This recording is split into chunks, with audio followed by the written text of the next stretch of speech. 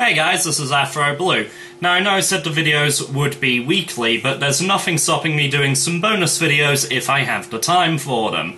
So I wanted to talk about right here and now today is just what I tend to read on a monthly basis and where I sort of draw inspiration from. So typically in 1 month I will get through maybe 2 volumes of manga and, you know, around about 20 comics. So let's have a look, see what we've got at the moment.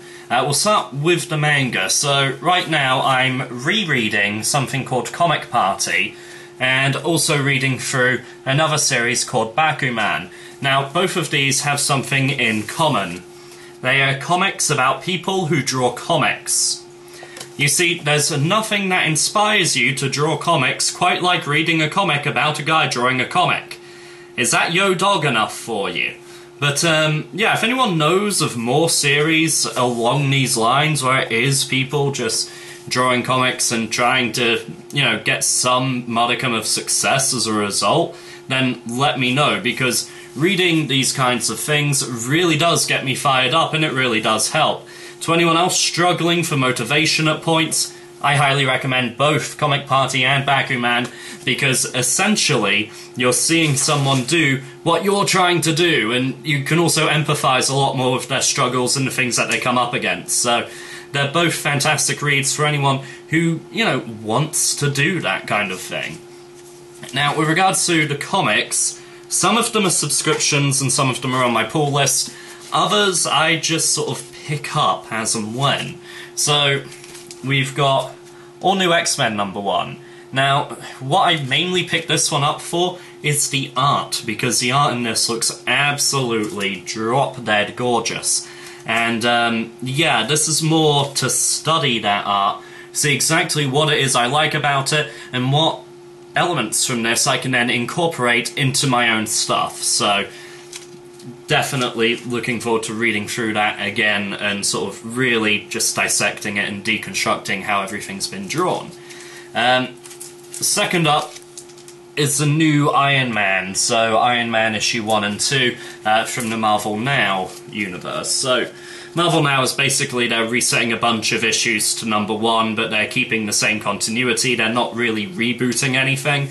It's just sort of a big jumping on point for a lot of people. Now the problems I had with Iron Man before was that I tried to get into it on the Long Way Down arc, which was drenched in references back to things that happened probably a year or so ago, but stuff that I hadn't read at any rate. So all these big reveals going on, I'm like, I'm sure this would be important to me if I actually had any idea who any of these people were or what is going on. So hopefully with a new #1 I won't have that problem. So far I'm actually quite enjoying it. Again, the art has been a pleasant surprise in that. So again, with the art, you know, sort of hitting me, I'm going to see what it is I like about it and what I can incorporate from that. Now, this I'm a few weeks behind on, but The Amazing Spider-Man, possibly one of the best for quality storylines, at any rate, that I've been reading lately. I mean, Spider Island, going back a bit, was fantastic. Ends of the Earth I've gushed about on my main channel in a separate sort of review video. And, yeah, now we're running right up to number 700 when it's all supposed to end and set us up for Superior Spider-Man. So that one is more about the writing, because I've got to be honest, I'm not a big fan of the art in Amazing Spider-Man.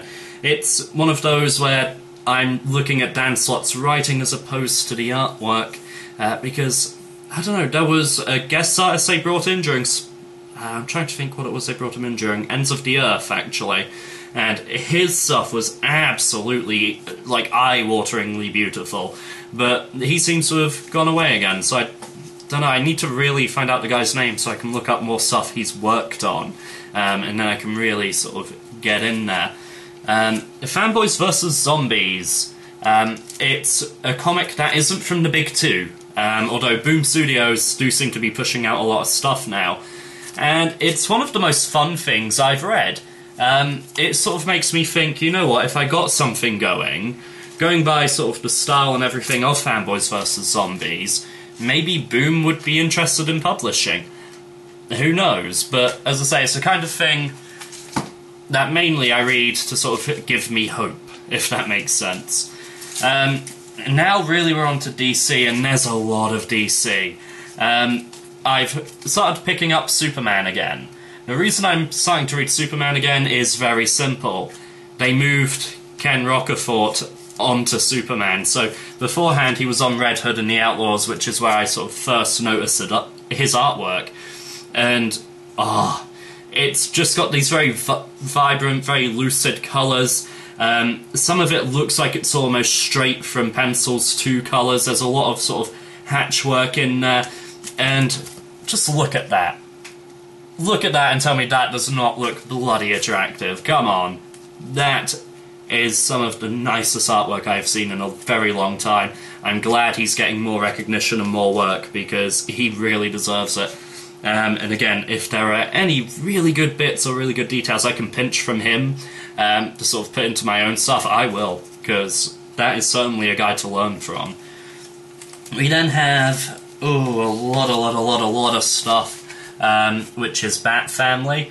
The reason we have a hell of a lot of Bat Family is because, number one, I'm a Bat fag. I love the Batman stuff. So I was reading most of them anyway. But you've then got the whole Death of the Family event going on right now, which has also resulted in some really nice, what I'm calling face covers, where you've got sort of a cardboard sleeve of Joker's torn off skin, and then underneath you've got a usual character's face. This one is the one for Suicide Squad, and it's Harley Quinn underneath there. So those are all really nice, and they'll make for a great little collection. There's actually a few people in the UK who do like custom frames for comics, so I might, when it's all complete, get it framed so I've got all of the face covers just right there.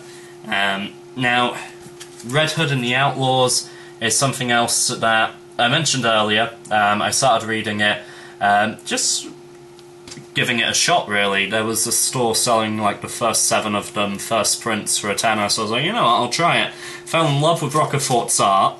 Unfortunately, Rocafort only does the covers now because I've moved him to Superman. I'm still sticking with the series.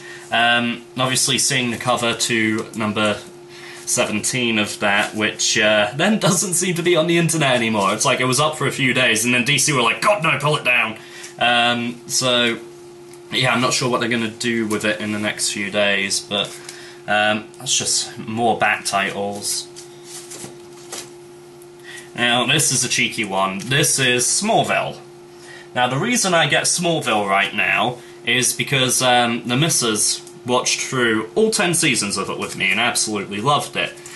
Obviously, the comics continue straight on after Enactors Season 11.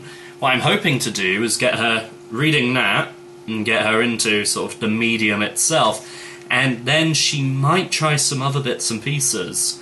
As I've also discussed before, I do get Sonic the Hedgehog as well each month, which, I don't know, if it's got Sonic on it, I have to buy it. I really do. It's just, that's my Achilles heel. It's my kryptonite. It's, you know, Sonic stuff, bam, I will be straight in there. But that's what I tend to read on sort of a monthly basis. I used to read Teen Titans, but the problem with Teen Titans was that all too often they were saying, hey, you have to read Superboy to hear what happened in between. Hey, you have to read, you know, this, that, and the other. I was like, oh god, I just want to follow this series and this series only. I think right towards the end, where they did the culling arc, which was, you know, just after that is where I stopped. And it was just like, oh, go get Legion Lost and Superboy in the annual and then come back here for the last part. I was just like, you know what? No, I don't wanna. And it was sort of at that point I was just like, I can't follow this series if it's going to keep asking me to do this, so I dropped Teen Titans altogether.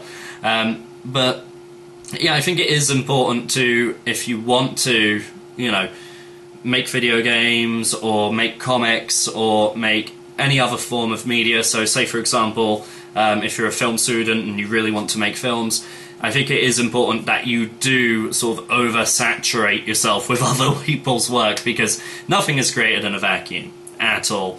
And I think if you are sort of a student of it, or if you do it yourself, then there's a different way of looking at these things. Like, you're not just watching a film, you're looking at, you know, the different shots, the camera angles, you're looking at how the scene has been set up, you're trying to figure out where the various cameras are, you're trying to figure out what's ad-lib, what was in the original script, you're trying to think, okay, is that the actor, or is that the direction they've been given? That kind of thing. Very much with comics, you're looking at the panel layout, you're looking at the composition of each individual image, you're looking at, okay, what are they trying to convey here? Have they got that across? How have they got that across? How is the colour helping? Where have they put the speech bubbles? Are they in an order that's easy to read? Does that convey enough information? Is there too much text? Is there too little text? You know, where are we getting these shots from? Are we seeing him facing to the left too much? Are we seeing, you know, overhead shots too much? Does this build up a sense of tension? Does this evoke the atmosphere they're looking for? Those are the kind of things you're thinking when you're looking at it, you know, when you yourself are a creator. And very much for video games, like I'm sitting there and playing it. Pop-in actually helps quite a bit with this, but you're like, okay, what's on the base model? What's on the wireframe? What is down to bump mapping? What is on the texture map? Which segments of the level are loaded in at any one time? Where are they loading this? How are they hiding those loading screens? Is this just coming in and being generated as you go? If I leave a car here, how far across the map do I have to go before the memory deletes that car because it's no longer loaded and that bit of the map for that period in time does not exist anymore? So yeah, you're very much looking at the technicalities of going, okay, how many quads do you think this model is? You know, what do you think the poly count is? Do you think they had any tries in here? You know, again, that's the sort of thing you're looking at in that regard. So it's very important to, if you're going to oversaturate yourself with the medium that you want to create, that you do look at it in that way, that you deconstruct everything. It's sort of reverse engineering in a way to find out what worked, what didn't, take notes, and then once you've got that ability to assess, use that ability on your own work. Finish a page, if it's a comic for example, finish a page, walk away from it, come back in a couple of days' time, maybe even flip the image around or hold it up to the sun so you're looking at it in reverse so that you are truly looking at it with fresh eyes. And be honest with yourself, critically assess it, using the skills that you've already gained, critically assessing all those other versions of the media that are out there. And then honestly compare yourselves to them. Are you up to scratch, yes or no?